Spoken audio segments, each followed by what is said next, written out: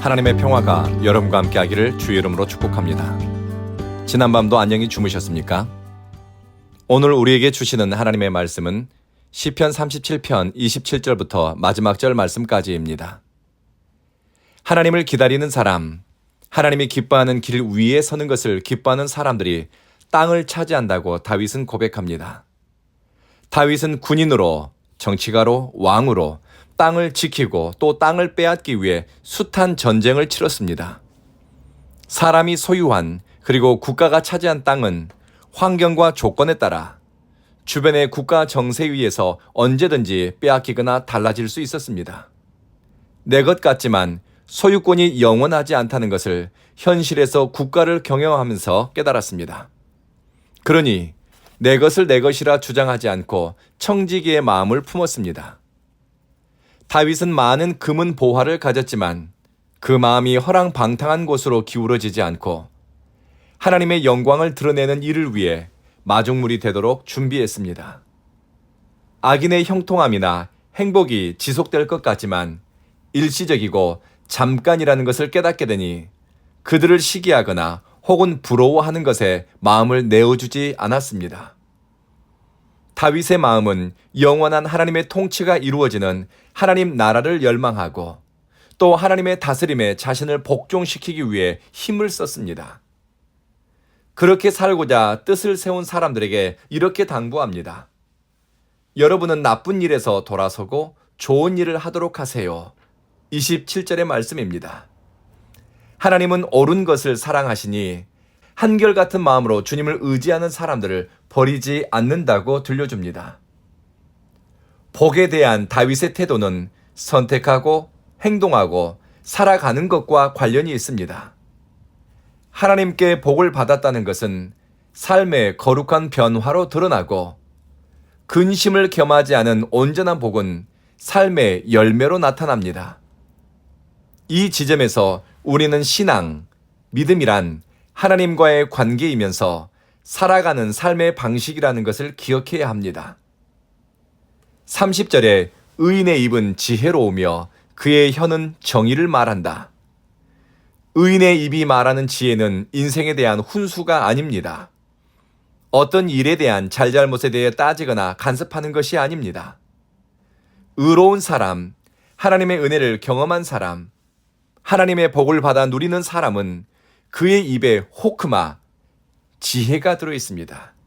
이 호크마, 지혜는 어떤 지식이나 정보, 경험이나 노하우가 아니라 삶 속에서 경험하고 느끼고 체험한 하나님의 임재에 대한 깨달음입니다. 하나님이 얼마나 아름답고 선한 분인가 그분에 대한 신앙 고백입니다. 하나님의 뜻에 합당하게 살아가기 위한 선택이 있고 다듬어짐이 있고 깨지면서 성장한 거룩한 열매에 관한 지혜입니다. 의인들의 마음에는 하나님의 법이 담겨 있고 사랑 체험이 있으니 그 입에는 사랑을 위한 언어가 나오고 신실하고 덕을 세우기 위한 생각이 우러나옵니다. 하나님이 주신 말씀을 따라가기 위해 자신의 걸음을 살피고 생각과 의식의 흐름 그리고 삶의 방향을 성찰하기 때문에 그 마음과 중심이 악에 기울어지지 않습니다. 사람은 마음에 담은 것이 무엇이냐에 따라 선택하는 것도 달라지고 누군가를 사랑하는 방식에도 차이가 생깁니다. 히브리인들에게 마음이란 보이지 않으나 존재하는 것이고 이 마음에 하나님의 말씀이 담긴다고 보았습니다. 마음은 사람을 구성하는 중심이라고 그들은 이해했습니다. 그리고 이 마음 안에서 하나님과 교통과 사귐이 일어난다고 믿었습니다. 이 마음은 개인의 의지와 생각 또 삶의 중요한 가치가 담긴 곳입니다. 이 마음에서 윤리적인 것도 나오고 신앙적인 것도 나오게 됩니다. 이 마음에 사람의 중심이 되는 균형을 잡는 이 마음에 하나님의 법이 담겼다는 것은 그의 삶의 중요한 가치, 삶의 우선순위, 삶의 우선된 목적이 하나님으로부터 나온다는 것입니다. 하나님의 말씀이 생각과 선택에 영향을 미치니 악인들의 이야기에 귀를 내주지 않고 죄인의 무리와 동행하는 것을 중단합니다. 입으로는 하나님에 대해 고백하지만 발걸음은 믿음의 길에서 벗어나고 악한 길을 쫓아가는 사람들이 있습니다. 신앙이 있는 것처럼 행동하지만 그들이 선 땅은 삶의 모습들은 악인들의 방식으로 살아가는 사람도 만난 적이 있습니다. 마음속에 하나님의 법을 품고 사는 사람, 마음속에 하나님 사랑하는 마음을 품고 사는 사람, 참 사람답게 살기 위해 뜻을 세우고 사는 사람의 태도에 대해 34절 이후에 이렇게 말씀합니다. 여호와를 간절히 기다려라. 여호와의 길을 따라가라. 주위에서 온전한 사람을 살피고 정직한 사람을 살펴보아라. 모든 화평한 사람의 미래에는 평안이 있단다. 쉬운 성경에는 흠없는 사람을 지켜보고 정직한 사람을 눈여겨보아라.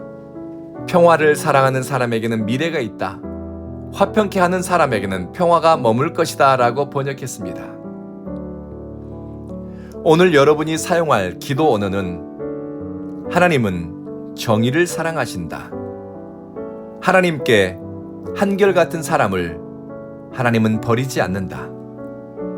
의인의 마음에는 하나님의 법이 담긴다. 온전한 사람과 정직한 사람을 살피는 좋은 시선. 화평케 하는 사람의 미래는 평안. 기도하겠습니다. 자비하신 주님, 우리의 구원은 하나님으로부터 옵니다. 연약한 인생을 하나님의 팔로 둘러 보호하시고 복을 받되 근심이 없는 복을 받아 누리게 하소서. 가는 곳마다 머무는 곳마다 평화를 만들고 평화의 기초를 놓는 사람들로 쓰임받게 하소서. 사랑하는 주님, 우리 온 교회는 제주를 지나는 순례자들을 위한 거룩한 예배의 장소, 주님을 인격적으로 만나고 심령의 변화를 받는 것으로 사용해 주십시오. 주님을 간절히 찾는 사람들이 찾아오고 심령에 애통하는 마음으로 하나님의 사랑을 열망하는 사람들이 모이는 교회 되게 하소서.